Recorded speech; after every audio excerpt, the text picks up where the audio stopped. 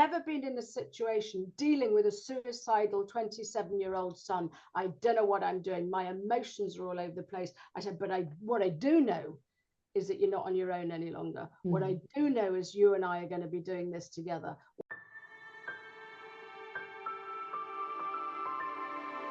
Hello and welcome to another episode of Exploring You, our podcast to navigate you through the personal development jungle. My name's Darren Siegenberg, the Elysium NLP and the Mind Core CIC.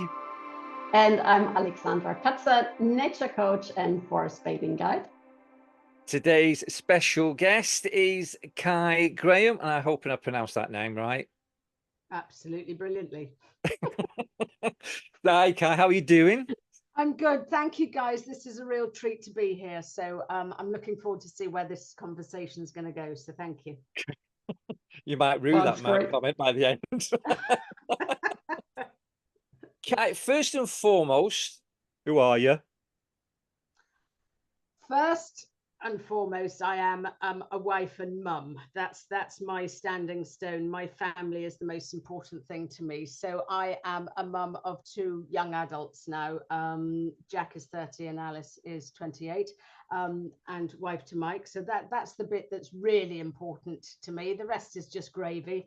And the rest is I am a sort of family support specialist. I help mainly in anxiety and mental health. So I help I work one-to-one with teens, so I help teens thrive, but it's quite important. So I help the parents learn how to support their kids, maybe through their struggles. So that's me.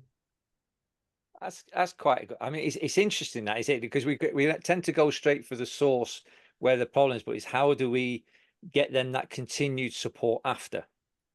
Say it again. I say we aim for the source, so we go straight to the problem. But where do we go for that support after? Where, you know, we can resolve an issue in a sense, but we also need that backup for it to continue.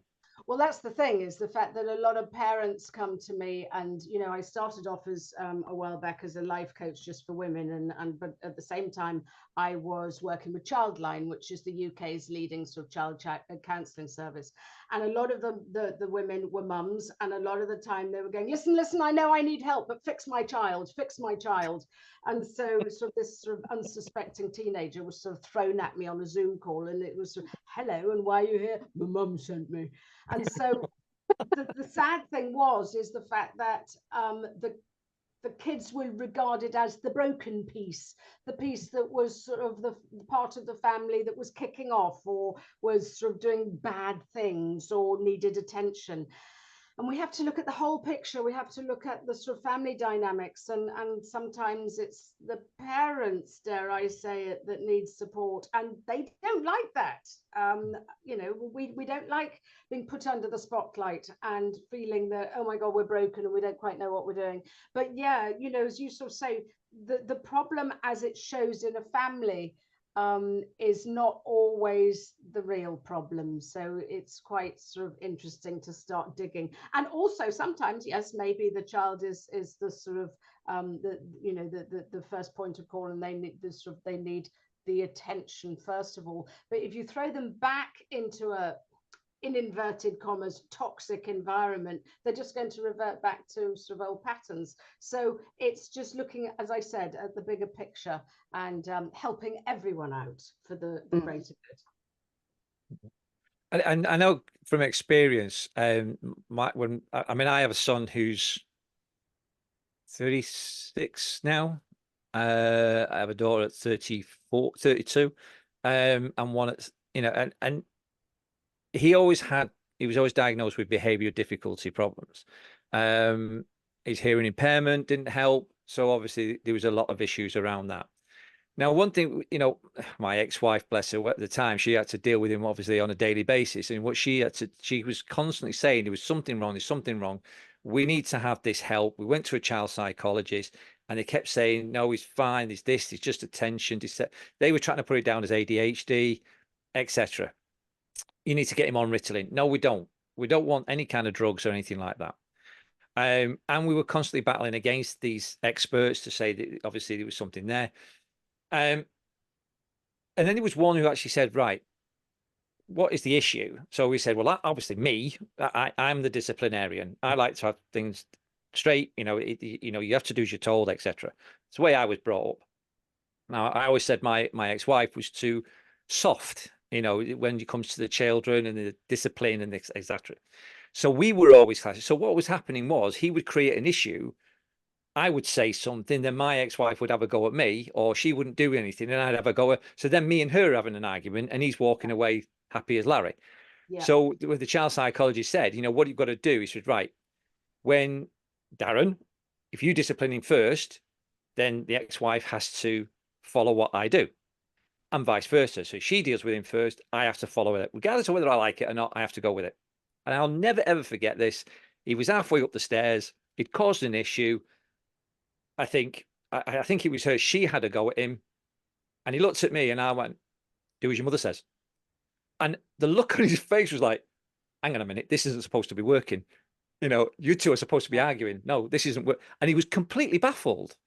So yeah, I get what you're saying. It's that, you know, it's not necessarily the children, or there's an environment. It's a holistic picture, isn't it? You know, it's a whole situation there that needs to change. And I think the thing is what we have to realize is that we are all wired differently. Whether or not you want to say, oh, some of us are normal and some of us are neurodiverse, you can call it whatever you like. You can give it as many blimmin' labels as you like. But what we have to understand is the fact that, yes, we're all wired differently. So we all need to be, again, air quotes, handled differently. And what's right for one child is, you know, not necessarily right for another. What is right for one parent is not necessarily right for the other. We have to respect that, and we have to understand that, you know, sort of, I mean, even if you sort of look at love language, go and Google it if you don't know what I'm talking about. But I mean, people's different ways of communicating with one another, with saying how I love you. You know, well, one person showers me with gifts. What a waste of money. All I want to do is spend some time with them. And the other one's sort of going, I've just bought her a bunch of flowers. Why the heck's she moaning? And the thing is that we have to understand what makes each of us tick. We have to understand that what's right for the goose is not necessarily right for the gander. And so it's maybe just shining a light on this is how it's best to work with one child as opposed to the other. I mean, you mentioned sort of your child, your son was sort of potentially ADHD. Dare I say it, lucky you for realizing that he needed some attention, because right in the middle of COVID, my two darling children were staying with me. Thanks to sort of, you know, the lockdown, they got stuck here. I was absolutely thrilled, and they were mortified that they were under the same roof for about 7 months with me. But the bonus of that was, dare I say it, my son had a breakdown. I mean, an absolutely catastrophic meltdown. And he came in sort of one evening and sort of did the, can we chat? And it was about sort of 11:45 at night. And husband sort of went, oh, come on, it's well done for coming down now. It's time for bed. Let your mother get some rest. And I just, again, you know, understanding that people needed treated differently. So I so gracefully ushered my husband upstairs and told him to do one, and sat down with my son and went, right, what's going on here? And he went, I can't go on. Absolutely can't go on. I'm suicidal here. And it was like, bam, what the feck's going on here? And he was 27 at the time. And I just went, oh my God. So, you know, so mum hat came off, coach hat went on, took away all the emotion. And I went, right, talk to me. Tell me what's happening. And we had seen no signs, nothing. I mean, you know, he was a bit of a clown, and he was a bit, you know, and he was a great masker. And he basically said, this is what's happening. And I sort of sat there with my clipboard going, right, tell me this. And I went through a checklist, and I said, does this happen? Does this happen? You know, what about this? How do you feel about this? And he went, oh my God, yes, yes, yes, that's me. Is that a thing? Oh no, that's not me. And he went through the, you know, he answered this list, and I went, oh, right, okay, now I know what's going on. Underneath my breath, why the bloody hell didn't he share this before? But I think the thing was that he didn't realize that he was coping. He didn't realize he was distracting, because since the age of well, since he could remember, 2, 3, 4, 5, he was coping with the world that was different for him, but fine for everyone else. So he was brilliant at masking. I mean, to the point that the next day I ran upstairs to the attic to go and find his school reports going, what did I miss? And it was Jack's sort of, very punctual. Jack's very clean and tidy. Jack's very polite, and nothing came out of it. But having sort of had a midnight chat with him and sort of, into the wee small hours, I just knew he needed help. I knew I couldn't help him. And I knew that from what he was telling me that there was potentially ADHD there. And I just sat down and I went, I haven't a blimmin' clue what I'm doing here. I have no idea. I have never been in this situation. Jokes on me, parenting coach. I have never been in a situation dealing with a suicidal 27-year-old son. I don't know what I'm doing. My emotions are all over the place. I said, but what I do know is that you're not on your own any longer. Mm-hmm. What I do know is you and I are going to be doing this together. What I do know is I am going to kick this, sort of can down the street, and I am going to set the wheels in motion today, right in the middle of lockdown. Really handy. And we got there. We had to go and look for support. I was not even if I was qualified to support him, which I wasn't the right person because I was his mum. I needed to do the mum things rather than the sorty outy things. And so we got him diagnosed quite quickly, and managed to. There was a lockdown opening, and we zoomed him down to London, and he got support that he needed really quite quickly. And I do remember, and it transpired that he had ADHD, and I do remember him saying, "You do realise before we go down this road, yes, you're wired differently. Is that all you need to know, or do you need a diagnosis?" And he went, "Oh no, I need to know. I need to know what's going on here." And as soon as the guy said to him, "Oh yeah, Jack, you've got sort of ADHD," he went, "Oh my God, I'm not thick. I'm not stupid. He was never disruptive. So he sort of flew under the radar. And he went, "This makes perfect sense now. It makes the last 27 years, God, mum guilt, hello. It makes the 27 years make sense because now I know what I'm dealing with." So I think the thing is that whoever you are, whatever you're dealing with, yes, listen to your kids, but also when you need to, go and look for support, because with the best will in the world, you might not be, as I was very well qualified, but I wasn't the right person to support him. And I needed to sort of step back and allow him to find his path without me influencing it in some way. So it's hard, isn't it, when you don't quite understand what's going on, and we, us parents and sort of adults, feel I'm meant to have all the answers. I'm meant to guide sort of the kids, and sometimes you can't, and sometimes it's just a matter, let's do this journey together. Let's just work out what the heck's going on. But also I feel that sometimes we carry our own traumas, our own masking, our own coping mechanisms. So we are not even aware what we are doing, so that's playing into this as well. I think you're quite right. And I think the thing is, having been a coach and sort of, I've been doing this for many years, personal development is massive for me. And so I love learning. I love finding out more. I mean, I'm a master practitioner in, oh God, quite a lot of things, NLP and coaching and timeline therapy. And the wonderful thing when you're doing all that training is that you're peeling back the layers of your own onion. And I've had many a training session for myself, sort of, sitting in the corner with sort of, tears and snot.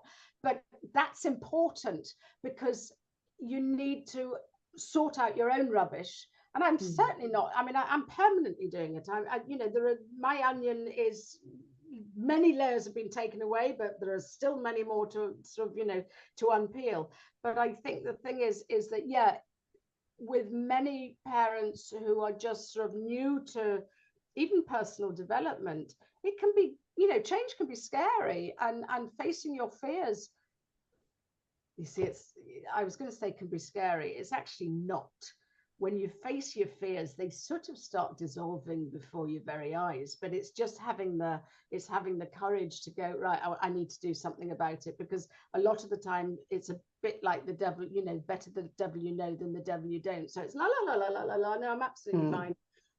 And I think we as parents, if we are open to change ourselves, then it makes us a little bit more open-minded, and it makes us probably accept our kids a little bit more once we've seen our own flaws, dare I say it.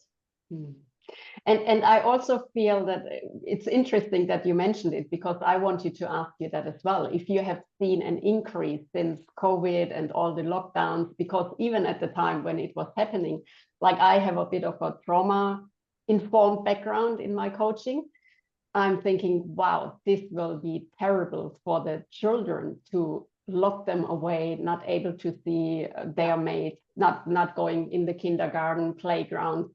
And I'm just wondering if that is your experience as well. I mean, in the meantime, sort of statistics show that children have been suffering quite a lot. Absolutely. And I think the thing is you look at sort of Jack's point of view, you know, as far as COVID was concerned, he was just left to peer at himself. He didn't have a job to do. Well, you know, he was on furlough. He wasn't working at the time, and it was just him sort of residing in his own head, which was really, really hard, because suddenly he just sort of said that he had bees in his head, so they were just getting louder, because he wasn't doing the commute in London and rushing around and seeing mates and being absolutely exhausted. So he was sort of basically putting himself under the microscope. But in COVID itself, I saw a massive rise in eating disorder clients who came to me.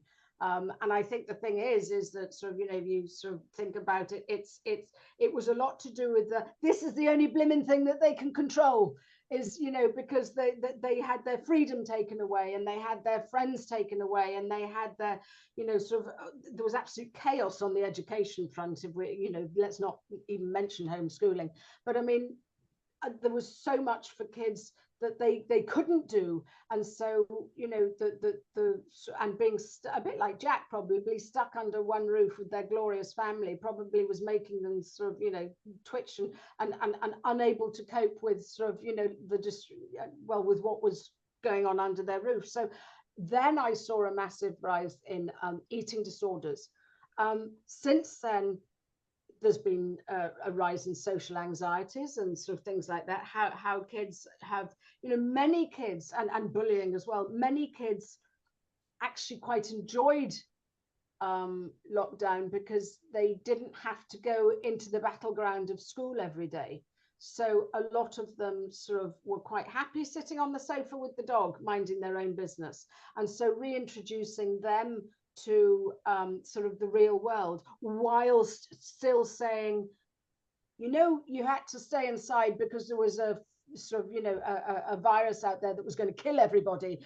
Well, yeah, it's still there, but you've got to go out. And it's like, hang on a minute, you know, this isn't rational thinking. And to a 7-year-old or an 8-year-old, or even a confused sort of 15-year-old, it's, why should we be listening to these adults having a bloody clue what they're talking about? So even that, the fact that many kids were going, we can't trust the people we were told we had to trust. And so that was sort of, you know, shaking a lot of their future. What I've also seen is a lot of, and it's, you know, so a lot of school leavers and students going, what's the point? I don't know what's around the corner. What's the point? You know, you're telling me that I've got to work hard. You're telling me I've got to do that, but we don't know what's around the corner. There could be another pandemic. Everything's up in the air. Everything's a surprise. I mean, you look at the world as a whole, we've got wars, and we've got climate change, and we've got gun and knife crime. We've got absolute clowns running what seems to be every country so far. You know, it's absolutely bonkers. And the kids are just going, you adults are messing this up, this planet, this world, right royally for us, which actually I hand on heart and I'm extremely embarrassed about for our children.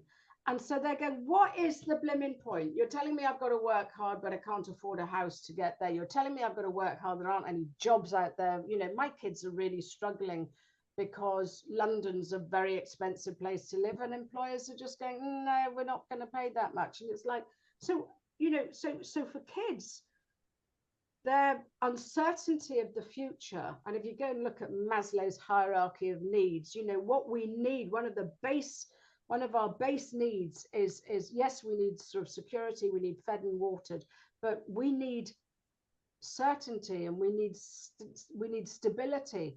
And if you this world isn't like that, and this world is a beautiful world, it's wonderful, it's full of opportunity, but if you're looking at your base needs, if they're not being met, it's really quite scary. And if we, as kids, we used to, you know, our kids used to be able to go, or speak to your teachers, or, you know, don't worry, that someone's running the country, they know what they're doing, yeah, right. Or your parents sort of, you know, will be able to sort of reassure you. And we're all sitting there going, I haven't a living clue what's going on. So it's hard for kids. Yes, it's hard for adults, because we're trying to reassure them, and they're going, I don't believe you anymore. I just don't believe you. So everything sort of is fluid at the moment. A lot of people understandably don't like change because it's not predictable, and the amygdala, which is the sort of, you know, the fight or flight part of the brain, is going, watch out, there's loads of saber-toothed tigers out there. and it might feel like that, and it's scary, and yet I look at change as being an opportunity and possibility, and exciting stuff can come out of that. So it depends what sort of glasses, whether or not they're sort of glass half full or glass half empty, you know, the way you look at it. But yeah, I've seen a massive change in, and even now we're sort of getting back to normal, and it's not normal anymore. And our kids, I'm speaking a lot about kids because I you know, I support sort of children on a one-to-one quite a bit. I support the parents more in a group session, but it's hard trying to make sense of it all. It's hard trying to understand that actually, even though we haven't a blimmin' clue what's going on, to be honest, we never did, and we were fine with that because we never really sort of thought about it. So life isn't certain. But I think COVID proved to us that, and we're now a bit more sort of wary and a bit more scaredy cat about it. It's all right. We can always sign them up for the army. Oh, don't even get me started. For those who haven't seen the news, go and look at one of Rishi Sunak's general election. Now, to be honest with you, somebody said to me, "Why don't you go into politics, Darren?" I said, "God help them if they did." But my first thing was to say I'd bring back national service. But now what people are doing is turning it around, change the narrative and say, "Yeah, but we can get 18-year-olds to work for free." My interpretation is to do national security is to give them some sort of sense of discipline, some sense of order and structure, and learning a trade. If you can't get into work, then learn a trade, but you'd still be paid under that side of thing. We cannot trust. I don't want to go into politics, but I'm so glad you kind of have the same thinking as me and Alexandra to some extent as well. You know, we are run by clowns. You know, but that's the way it is. Yeah. So we are in uncertain times, and things will always change. I mean, I've voiced a lot of times I was totally against COVID overall, and you're right. One thing it has taught us is, and I say this a lot, is it'll teach us that a curveball can be thrown at any time. And I think that's the thing that unsettles people, is the fact that we used to be, you know, work hard and you'll get rewarded, do this and you'll get rewarded, do that, and, you know, life's going to be cushy, you're going to have your 2.2 children and your sort of nice little house and your Volvo in the drive. And it's like, yeah, well, no, we won't any longer. And B, what the flip does that mean any longer? Because anything can take the rug from under us. You know, it's just, you just look at Ukraine, you look at sort of Israel, everything is just proving to us that it's all a bit of a melting pot, and all you need is sort of one lunatic to sort of turn things upside down. And this is one thing that sort of really affected my son's mental health. He came out of, you know, sort of he dealt with his ADHD, and that and is still doing so, obviously, but he managed to sort of stabilize his ship with that and sort of sort things out. But he got to the stage where he went, I can't thrive in this environment. I can't cope with this country. And it was, he just sort of, you know, he was very much sort of very despondent about the world. And I sort of looked at him and I went, well, hang on a minute. It's not up to you to sort out Great Britain or Europe or whatever. I mean, you know, we haven't even mentioned Brexit. Let's move along quickly. But, you know, he just said, what are you doing to this country? And I said, stop. You can get very despondent about it. You can look at the macro level and say we're all going to hell in a handcart, or you can go down and look at the micro level and start being able to influence, and you can start looking at your community, and you can start doing good for yourself and all the little people, you know, the people around you, your little family, and just focus on that. He said, you're not going to be able to sort out the Conservative government or what Trump's doing or who's going to sort of invade the next country. I said, you cannot do that.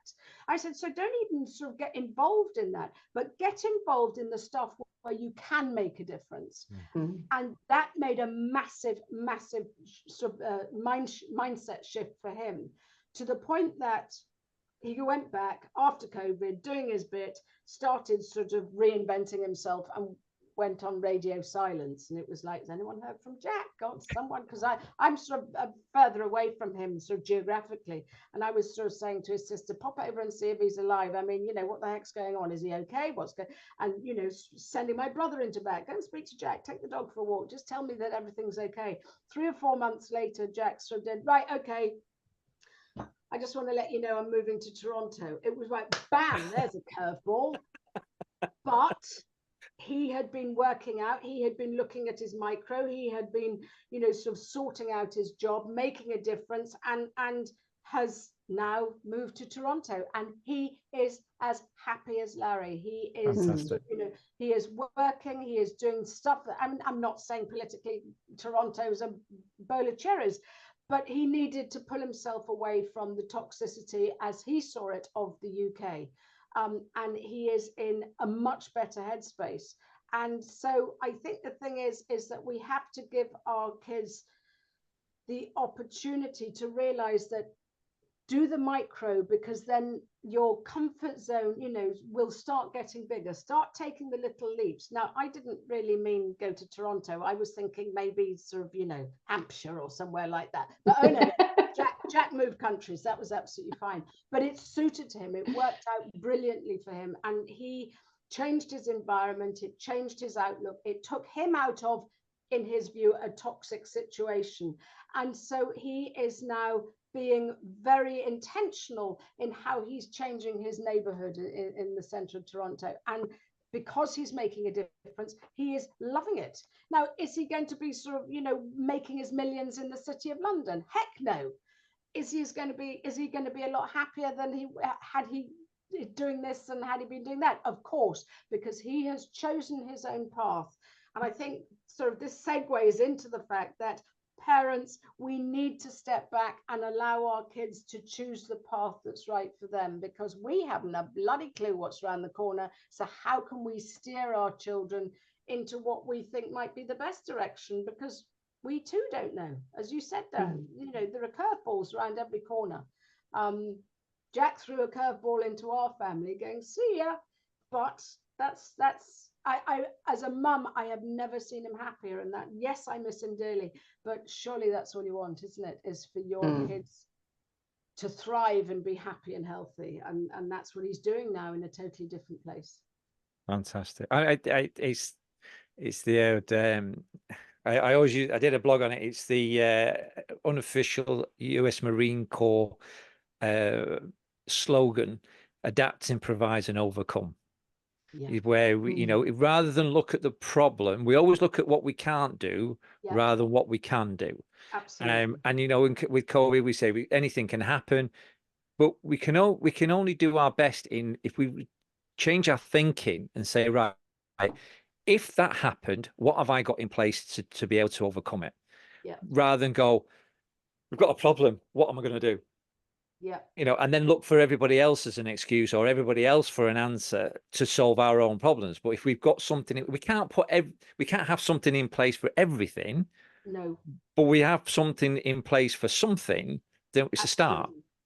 And this is what I try and teach the sort of kids that I see is, I mean, NLP is very much basically sort of along the lines of thinking is that you've got all the resources yourself, you know, that everything is within you. So the point is that I try and tease out of kids what I sort of, the way I work with them is, you've got a problem, let's sort it and on your way. I mean, it's not sort of stay with me for 6 months because I'm sure something else will crop up. It's like, right, let's sort out what's going on, bish bash bosh, and get you out. And the thing is you're right there, is the fact that once we know that, oh my gosh, I handled that, it sort of gives you the confidence to realize, oh, maybe I can handle that then. And so it gives you the toolbox. And what we have to realize is that we're always adding to our toolbox, but we actually have a toolbox within us to be able to cope with life's challenges. And when we do, yes, it pushes our comfort zone a little bit further, but also it gives us the confidence to go, do you know what? I thought that was really scary and I dealt with it okay. So I'm going to try this and see what happens. And I think we just need to understand that Jack Canfield always said there's no such thing as failure, it's only feedback. And I think the thing is we need to understand we're not making mistakes, we are just learning lessons. And once you take away that fear of failure, once you sort of take away that sort of, oh my gosh, what's going to happen if I get it all wrong, it's like, oh, hang on a minute, that wasn't the right way to do it, but maybe we can find a different way. And encouraging kids to give it a go, to understand that they are more than capable than they actually realize, and just building up their toolbox of coping strategies and self-beliefs allows them to have a much rosier future, sort of as in where they're heading, but also where they think they're heading and how they're going to be able to cope with all these blimmin' challenges that we know will come up, because that's life. You know, life isn't this bowl of cherries. We do all get curveballs. I am a mum. As a mum, I'm just trying to cope with the curveball of having a son in Toronto. Well, you know, just booked my last trip, so that's nice. But you know, we all have to. We have to deal with these things. I mean, yes, you could sit on the sofa with the dog and watch Netflix and hide away from it all, but it gets a bit boring after a while. And COVID taught us that, didn't it? COVID taught us that, yes, it's lovely, and aren't we lucky that the sun was shining when it did, you know, all those years ago. But we got cabin fever and we needed to get out and we needed to see our friends and we needed to connect and we needed to stretch ourselves again. Yes, it was scary. Yes, the amygdala was going, but that's a blimmin' saber-toothed tiger. What the hell are you thinking? But we sort of did it anyway. And I think that's the thing. We just have to push the boundaries of our comfort zone. And it does get bigger. The more we sort of tried sort of scary things, the more actually we realize, yeah, we're quite good at surviving, really. We're not doing too badly. I think it's also important, and I'm not sure if you incorporate that in your work in any way, to look at your nervous system, how you are programmed. Are you stuck in a fight and flight mode? Because then it's very challenging to make rational decisions because you're like, danger everywhere. And that is what I had to learn as well, like to look at my nervous system. Where am I overreacting? How can I get myself back into balance, to start rationalizing things again and not just being stuck in a freeze response? And I think that's quite right. Education is massive. And understanding what's going on and understanding how, you know, I mean, I sort of say to kids, you know, they say, will you get rid of my anxiety? And I go, no. And so, oh God, well, you're rubbish. And it's no, you don't understand. And we need anxiety. It stops us. We need that sort of early warning system to watch out, to make sure that if we're walking down a dark alley, or we're not going to walk in front of a number 74 bus, or we take our hand out of the Bunsen burner flame, or whatever it is, we need something to stop us in our tracks, because things could be threatening us. But, you know, so many sort of kids, when they learn, oh, well, this is biology, and you mean to say I'm not broken then? I go, no, you're not broken. Your wiring, your brain has probably got stuck. It's got its knickers in a twist. And we just need to unpack that. And we need to do the pattern interrupt to interrupt that cycle of, in many cases that I deal with, of anxiety. And we need to be able to help them understand, well, I'm bloody knackered the whole time. Or I said, yeah, I'm not surprised your amygdala's looking for all these blimmin' saber-toothed tigers that are out there. It's on fight or flight the whole time. What we need to do is to be able to let that mind calm down and go, oh, do you know what? Whoa, I can take a breath. I don't have to. And this is what Jack, when he was sort of, you know, going through his sort of turmoil, he was on fight or flight the whole time. His head was full of bees. He was just going, oh my God, what's happening? You know, and he was on high alert. And, you know, he was sleeping through most of COVID, and his father was saying, God, you're such a bloody layabout. Why can't you get up and work properly like your sister does? And it was because mentally he was exhausted. He was running on empty, and he got to the point where he went, I give up. Can't do it anymore. And I think once our kids, or whoever, doesn't have to, kids and adults, once we realize that actually the mind-body connection is not a make-up thing, it's a real thing, you know, and we need to understand that, what do these butterflies mean, and what happens when I'm all tense, and why am I going to the chiropractor every other week? And it's because your body is trying to speak to you, and you need to sort of understand. So I mean, you know, I do kids workshops, and I sort of go, right, stand up everyone, and so, and I sort of, you know, get them to sort of pat down, and I said, and they're sort of, you know, patting their body just to reconnect with it. And sort of, you know, everyone's going, oh my God, I'm sort of feeling a bit more awake, or and I go, yeah, that's because you're just waking everything up, because most kids are sort of numb from the head down, really. And it's just waking up the nervous system, waking up the mind, and waking up the body, and more to the point, getting it all to talk to sort of each bit, so that we are fully functioning humans. And, you know, okay, it's a bit rocky sometimes, but so that we get to acknowledge that it's not just what people tell us, and it's not just what we hear, it's what we feel as well, and what we think that is the most, you know, all so important to help us move in a sort of slightly more positive direction, rather than everything that's holding us back. It's interesting you said about the anxiety. I mean, I also have a younger daughter who's just doing her GCSEs. I'm, you know, I feel for them. This particular age group, I really feel for, because she started high school just when COVID started. They'd only been in it 6 months, and COVID kicked in, which kicked them out. They confused them completely. It's bad enough going into a high school. It's a massive change for them. Absolutely. And, you know, and then next minute this comes in. So now they're at the point where they've actually lost best part of a year and a half of schooling, and they're being thrown into doing these exams, which can sometimes make or break where they're going to be going forward into adult life. So, you know, I do feel for them, and I've always been an advocate of saying they should have been given an extra year or an extra 6 months at least. Thanks to the fantastic government that we have, they said, no, that won't work. It will disrupt everything. Mainly, it will disrupt their time off in the summer, more than likely. So she was very anxious. And I said to her, and obviously previous at the mocks and that, she got some very bad scores. She was really upset. She was worried. The tension came in, the anxiety came, everything built. Oh, what am I going to do now when it comes to the exams? I'm going to be useless. I'm never going to pass. So when it comes to the exams, it's now this fear. Yeah.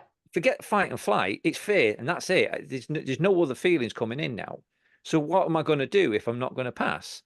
So I did a little bit of silent therapy with her around her anxiety, and it then massively went from I'm scared stiff of doing my exams to going, bring them on. I want this. I'm looking forward to it. I'm ready. I want it. And she was so excited. And a friend she told a friend, she went, I'm really looking forward to these. And she's like, who are you? Where's my friend gone? You know, but she changed. So I get you. They need a little bit of anxiety, but it's also taking that anxiety away to help them think in a better way, to be more prepared for these exams, because I know what she's saying. I know how you're going to be, and I've been pushing her big time. I mean, unfortunately, she lives with her mother. Different subject. You know, she lives with her mother, so I haven't got that time or ability to say, look, I need you in your room for the next 2 hours at least to study. I'm constantly pushing it, but I'm saying I'm pushing you this way because I know how you're going to feel if you don't pass. You know, I actually made, you know, I put it to her that if she didn't pass her exams, that she'd be in the army. And I've got the connections to get her in there. So we kind of give her a bit of a boost. She said, you can't do that. I said, I will. But, you know, I said, you'll look good in green. Don't worry. You know, so it'll go well with your Nike Air Force. You know, so but it was giving her that motivation. And she did actually say, I said, look, I apologize that I'm pushing you so much. And she went, no, I actually do it. I like it. So I need that. So it's great to hear that. And she's done for her exams and she's been massively, totally different when it comes to her exams doing it. What I was going to say to you though is, where do you see the closeness you are to somebody? So like with your son, or like me with a daughter, or even with a friend, when they come to you for help, because you've got that closeness to them, and most of the time they don't listen to what we say as a parent anyway. We didn't do it when we were kids. But where do you see that difference is when somebody you know, you care about is a family member or a very close friend, and you've got that closeness, how do you see to be able to help them overcome either their anxiety, their ADHD, or that problem or that suicidal thought when they weren't going to listen to you in the first place anyway? I think the thing is that it's a sort of double-edged sword, because as parents, we are the best person who is available to support our kids. And invariably, our kids, they're looking for their parents, consciously or unconsciously, they're looking for their parents' approval, and they are looking for their parents' attention. I think the problem lies, and lucky you for having a daughter who thrives under pressure, but I am seeing a lot of children who are not thriving, because if you don't work, the doors will be shut. If you don't work, your life will be sort of, you know, going down the Swanee. If you don't work, you're shutting all these doors and you'll have a crap job and blah, blah, blah, blah, blah.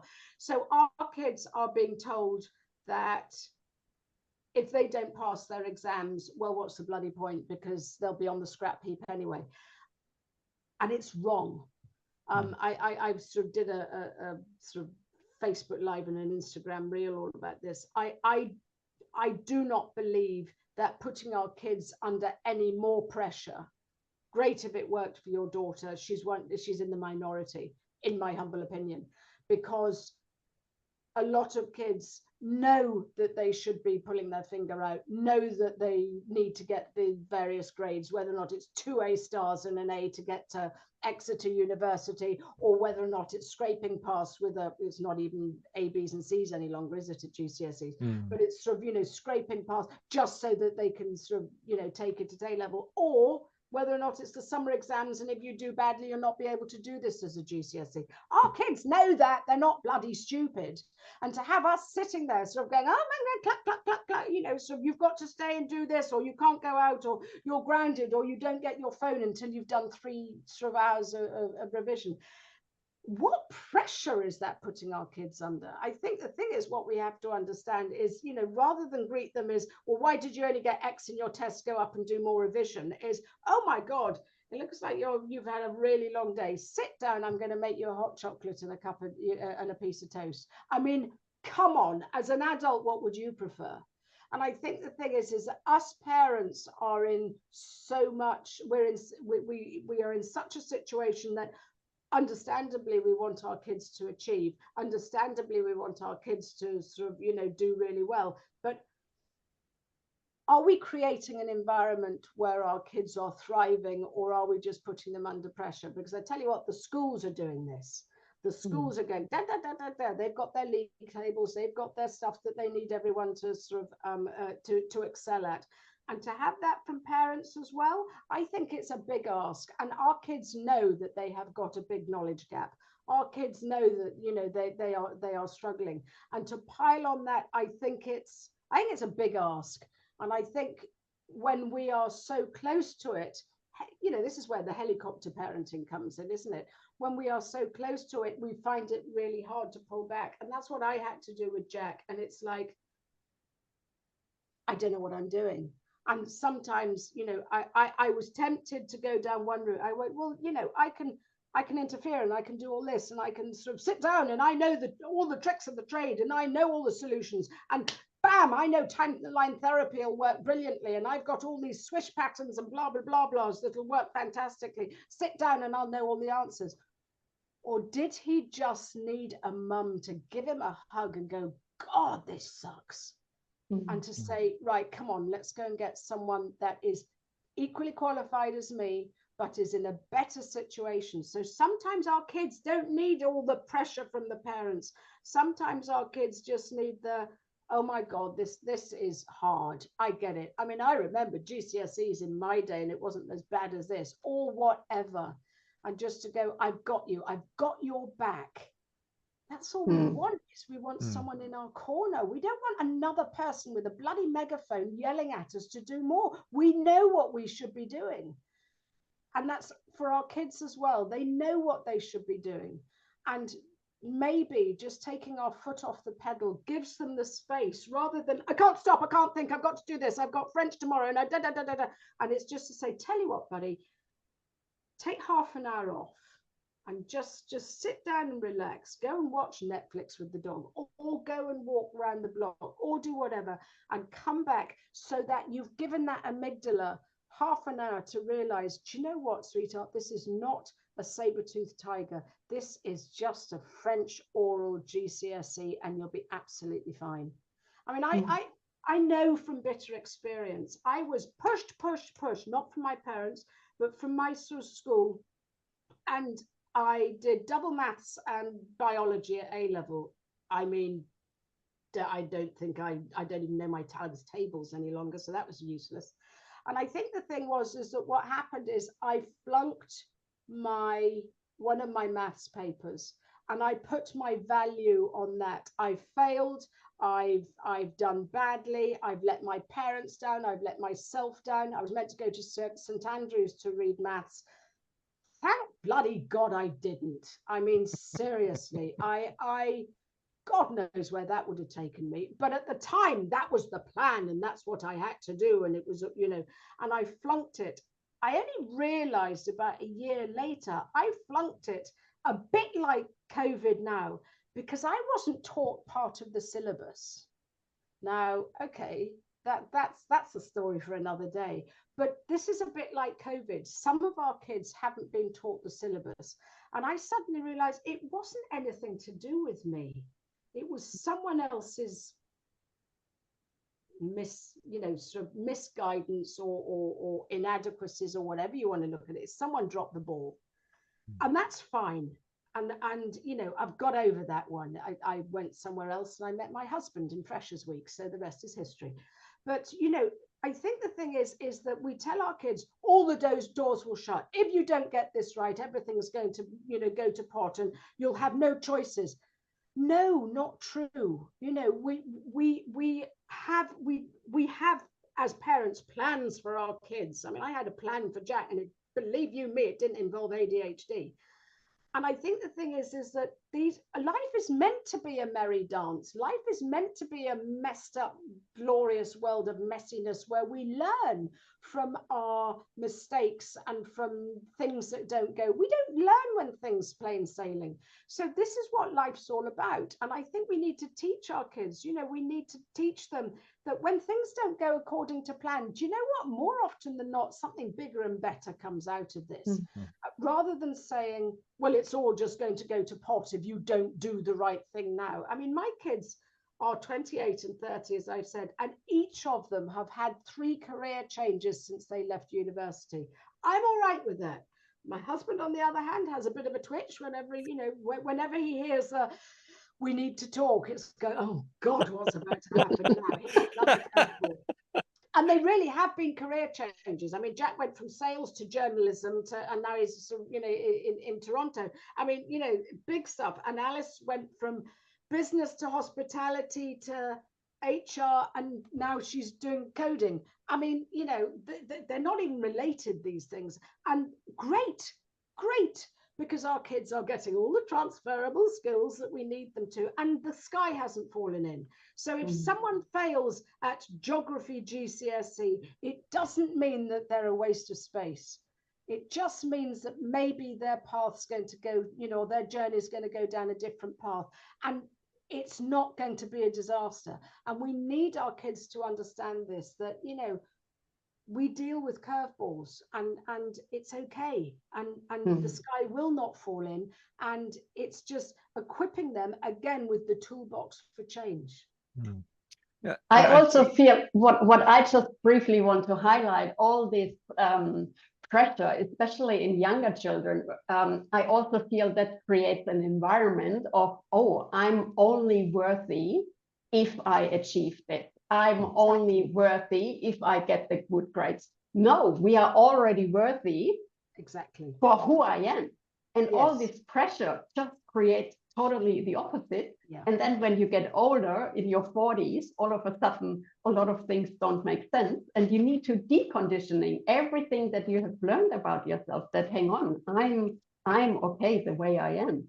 And that's the thing, is we need to teach our kids in this generation that they are just blimmin' great just the way they are. Not in that sort of sense of entitlement, definitely not. Absolutely, But you are just great. And if you get, you know, and if you get an A, B, or a C, or whatever it is, you're still blimmin' great. And it's not going to determine that you're greater or better than you were yesterday or anyone else.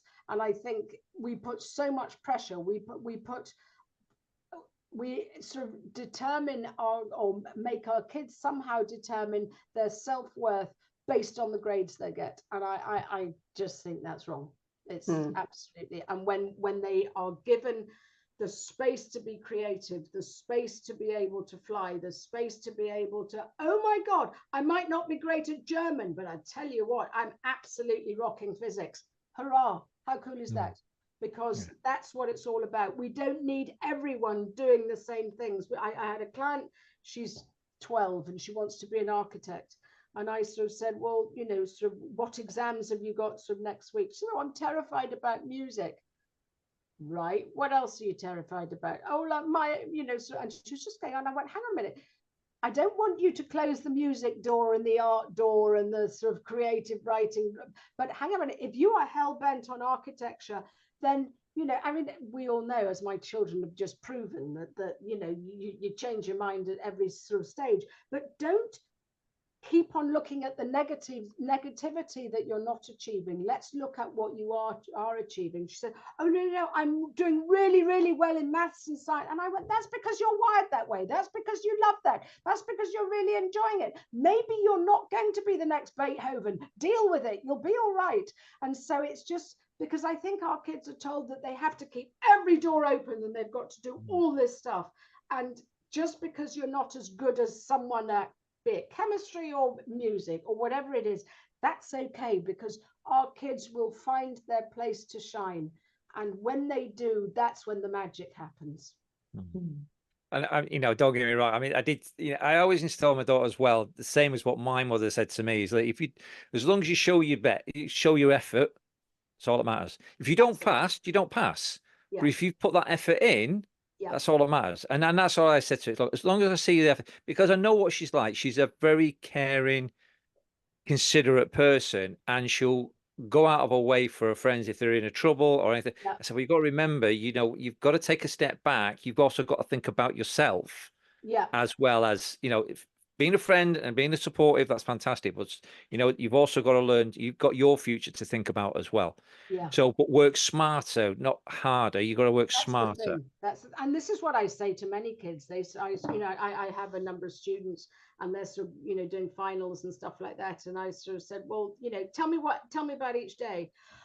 Well, I probably sit down at about sort of 8 a.m. and do a bit of this, and then I put a load of washing on, but then I come back and I do 3 more hours, and then I come back and then I have my tea, and then I come back and do about sort of 4 more hours. And well, what time are you going to bed? Oh God, about midnight. I went, hang on a minute, you're working with about, give or take 2 hours break in between. You're working from about 8 till sort of midnight. Yeah. And I went, right, okay. I said, that's a little bit too long. I'm going to suggest you work sort of 5 quality hours a day and have time for fun, have time for meals, have time for exercise. And it's absolutely massive, because they're now sort of saying, do you know what? The work that I'm doing in those 5 hours, hands down, is better than sort of, sitting there at sort of 10 o'clock in the morning, sort of thinking, oh God, I've got more hours to go and I'll just do a bit of this. And, it's teaching our kids, as you say, work smarter, use the time they've got, and then get a full night's sleep, so you are prepared for the next day, so you're not running on empty.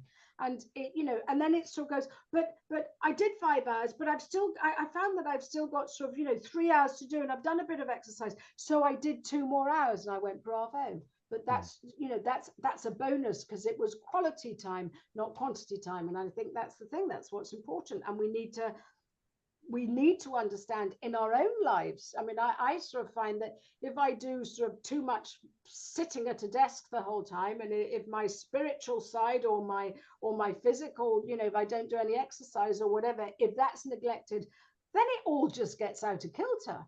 And so it's understanding that we need a little bit of everything every day, so that we are able to give our head and mind the space to breathe, and also the body to sort of get all that energy pumped and sort of raring to go. So sitting at a desk for hours on end doesn't help. It's as you say, Dan, we've got to be smarter about this.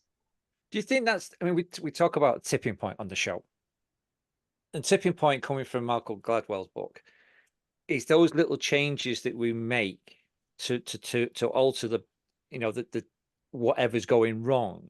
Yeah. Would you say that was the tipping point of saying, well, we have to think a little bit smarter now? Yeah.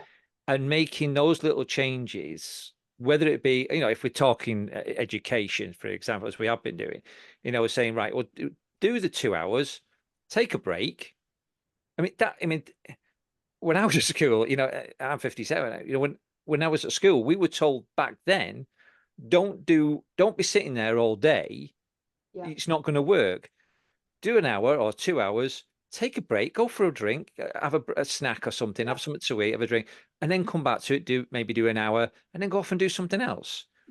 Yeah. It's those little changes that we make will make all of a difference going forward, won't they? What's the tipping point? Where do you see the tipping points for you and your clients? It's quite interesting. And it sort of goes back to your question of, sort of for parents, when you're so close to this, how can you support your kids? When you're so close, how do you know what the right thing to do is? And it's not quite sort of going down the education conversation, but when I speak to parents, I say, will you just back off, please? And oh no, I've just got to sort of, I've got to make sure they're doing all the right thing, and I need to know what's going on. Because a lot of parents go, what happens if the wheels come off?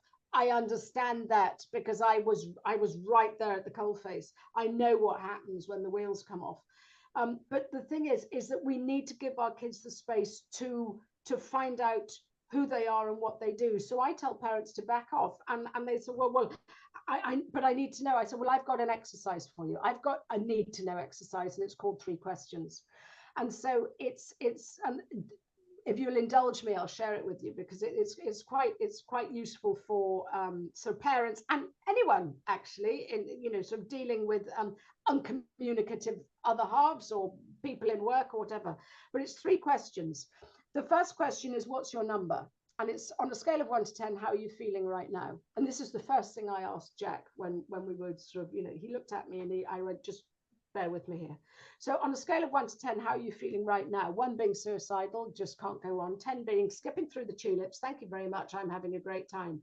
And so that is really easy for someone to answer. It's like, oh, hang on a minute, they're not getting too close here. They're not sort of, giving me the Spanish Inquisition. And it's just sort of, right, well, a 5 or whatever. And it's great, right, 5 out of 10, thank you. Second question is what's your word? And so it's give me a describing word of what's going on for you right now or today or whatever. And most kids sort of go rubbish or crap or whatever. I went, no, a describing word, please, something that tells me what's going on. So it could be sort of, most people come up with anger. Oh, I'm angry. Right, well, is that the same angry as yesterday? Oh, no. Yesterday I was angry because my exam didn't go very well and I missed out 3 questions. Today I'm really angry because my mate ghosted me and I don't know what the heck's going on. And so it's right. Oh, okay, so the anger is probably a bit of guilt or understanding that you didn't quite read the questions properly in the first instance. And the second is probably maybe sort of, betrayal or upset or confusion. Oh, yeah, that's more like it.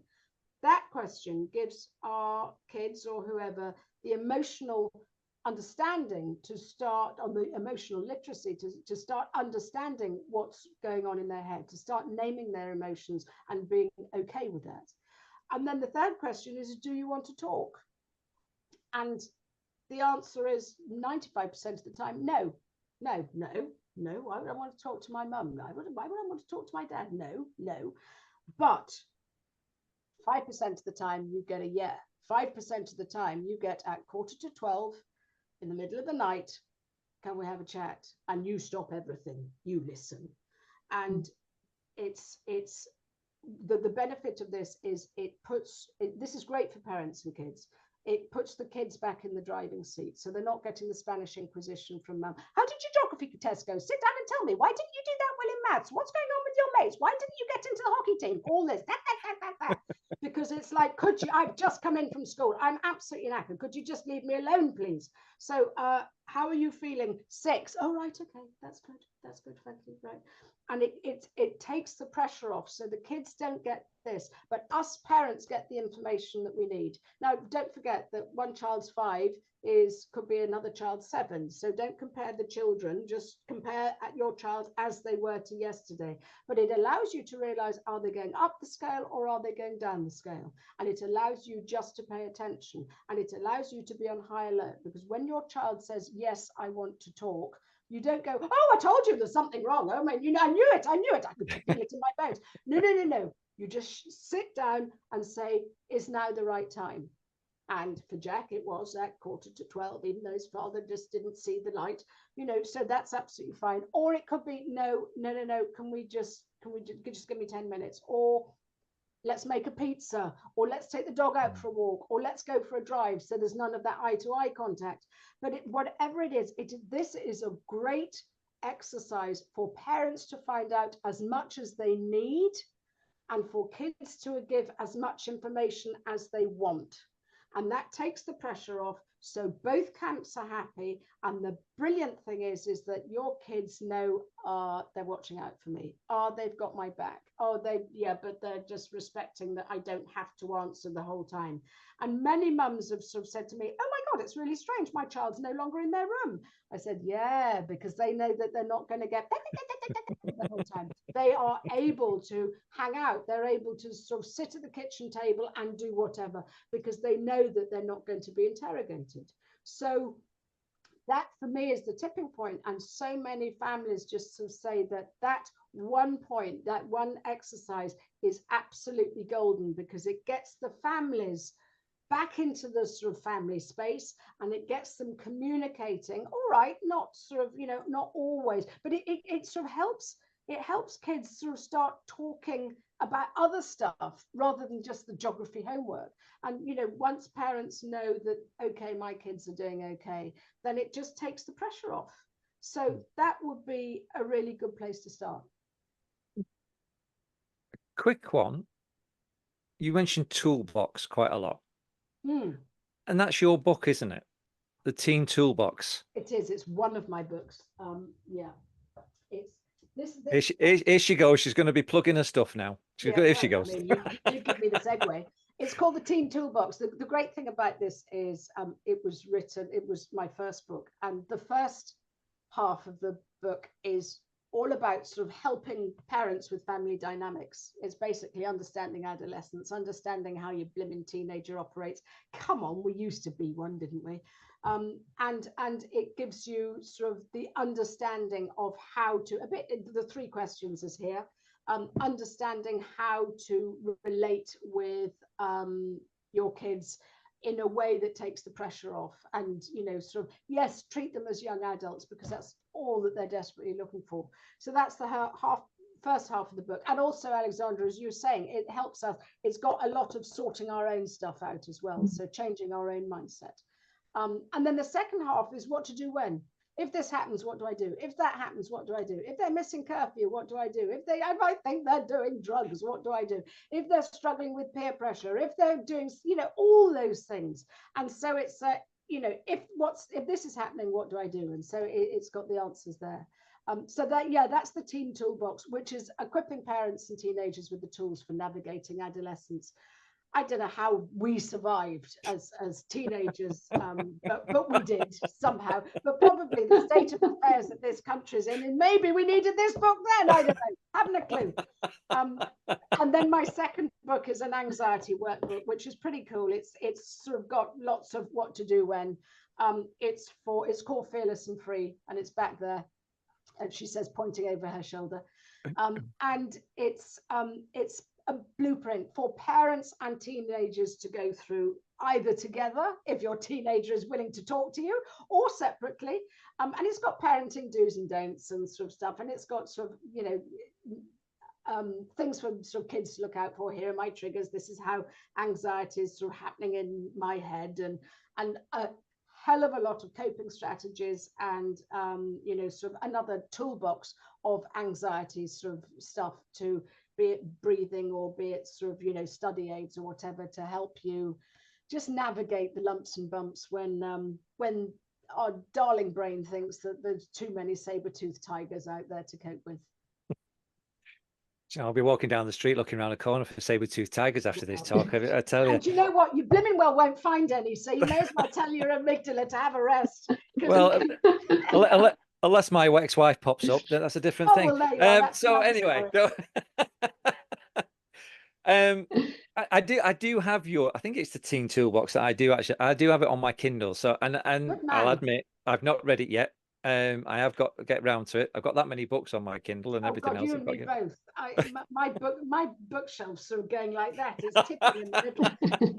But we always hope that we'll sort of get reading them, don't we? I'm getting through books, at least if I can get through one a month, I'll be all right. I'm okay. Do you know, I set myself in, I think it was 2023, it must have been, a New Year's resolution to read a book a month. And I think I read 36 books. Wow. And that's just because I was intentional about it. I didn't sort of follow that through in 2024. So I think I'm probably on a book number sort of 4, which just goes to show, doesn't it? So it's having that intention. I've got a new resolution this year, is to go and visit 8 different destinations around the globe. And I am on par for doing that. So, I think it's being intentional. I think I can thank my darling son for that, to be truthful, because there's sort of, quite a lot of traveling to go and see him. But I think when we have the intention, whether or not it's to read more, to travel more, to be a better parent, to pass all our whatever it is, grades or whatever, I think once we have the intention, that sets the mind going as, all right, okay. So, and I'm a bit spiritual and a bit woo-woo, and if you set the intention, the universe often says, and here it is for you. So that's always quite nice. It's okay having the intention. I think it's the first step that we need to take as well. It is action. Yeah. Well, that's intention. Action follows intention. Exactly. What you focus on, you receive. You need to sort of take the baby steps to get there. Wishful thinking doesn't always help, does it? And hence, if you wish to get an A in whatever subject you're taking, please, darling, start revising, because otherwise it ain't going to happen. Or move to Toronto. Well, yeah, quite right. Get away from the parents altogether. I've got an easy life. I can just go to Toronto. I tell you what, he's like a pig in the proverbial. He's having a great time without us breathing down his neck. I was just a bit concerned that he's gone from one clown to another in Trudeau, but never mind, that's a different matter. I think what he did was what he took with him was forget about the macro and do the micro. So he's sort of, yeah, but a change is as good as a rest, don't they say? As they say. I'm conscious that we have gone way into an hour, and it's been absolutely fantastic. It really, and we haven't even mentioned your hats. Oh my God, my hats. I think at last count there were 52. Would you believe it? I mean, Something that's like obvious. Yeah. For anybody who doesn't know, Cai has a habit. She used to do a lot of podcast, well, her own videos onto Facebook. And every time I saw her, she had a different hat on her head, ranging from like a cowboy hat to a Russian fur hat to something with ears and everything. And a Viking and a witch and Christmas trees. I think the reason why I did that is that COVID has got a lot to answer for, because I was sitting there and trying to give advice to parents. And I'm sure, you know, sort of after about day 4, they were going, oh my God, it's her again. I don't know if I've heard this or not. So I thought, if I wear a different hat, they'll know, oh, I haven't heard this pearl of wisdom. So that was it. It was not, it was just to keep people's attention and for them to go, oh, no, I haven't seen the Liverpool FC hat, or I haven't seen the pumpkin hat, or I've got one with moose, I've got a moose head and a Christmas product, you name it. So yeah, it's just to keep people's attention so they know if they've listened to me, because, you know, in COVID, it was all just sort of merging into sort of, you know, one another, wasn't it? I forgot about the Viking hat. Yeah. Oh, brilliant. Maybe an idea for us, then. Yes, but mine will be a Manchester United hat, not a Liverpool hat. Well, you got there by the skin of your teeth, didn't you? So, yeah. Yeah, we did. that'll be another battle now. Finally, then, to be honest with you, I think there's a lot more we can talk about with yourself, and it's absolute fantastic that you've been able to do this today. I really do appreciate it, and I know Alexandra does. 5 minutes of fame. The floor is yours to sell your wares. If you want to bring all your books out now, you can wave them in the air. Oh, I know thought your that hats. was my 5 minutes of fame. I think sort of very quickly, I think that let's just go back to the 3 questions, because it's a great one for parents to sort of cut their teeth on. I have a video about 3 questions, or I have a handout. It's caigraham.com/. One is 3 questions, THREE questions, and the other one is the number 3 questions. Don't ask me which one's which, I can't remember. But being brutally honest, but you know, you can sort of that's a great way of sort of getting to get in contact with me. Otherwise, caigraham.com, and that's CAI Graham. But yeah, I'm on Instagram, I'm on Facebook. You can DM me, and if there's something that's resonated, then give me a shout. If you want maybe to have a chat about what you're going through as a family, let's have a free insight call. It's caigraham.com/call, and you can just sort of book I talk a bit, as you've sort of found out. I think it's scheduled for 30 minutes, but we usually overrun. But it's just to sort of, you know, find out how I can best support you with the challenges that you might be going through. Thank you. That's brilliant. Yeah, get in touch with Cai. You know, it's got a wealth of experience there, and should be more than happy to help. Nothing more from me, Alexandra? No, I'm good. It was really, yeah, I really enjoyed it. It was a great chat. Thank you so much. Thank you so much, guys. It's been fun. Just a shout out, as always, to our supporters, the Professional Bodyguard Association Promo Doodle, BDMCC, and Mira Gavaccio, and our donations pages, which is the GoFundMe, the Mindcore Retreat and Training Centre. And obviously, you can always join us and support us through the Easy Fundraising platform with the Mindcore. All donations are absolutely fantastic and welcome, as always. So thank you for everybody to watch on the show, and look forward to the next one. Like, subscribe, comment, share. By all means, share. pass it around. These great that we'll be doing now. I mean, I think this is number 19 now. I think it's that we're done. So all your comments have been more than welcome. So thank you, Cai, again. Thanks for your time and for putting on. It's been an absolute pleasure. Thank you. Lovely to chat with you. Thank you. And we'll see you soon.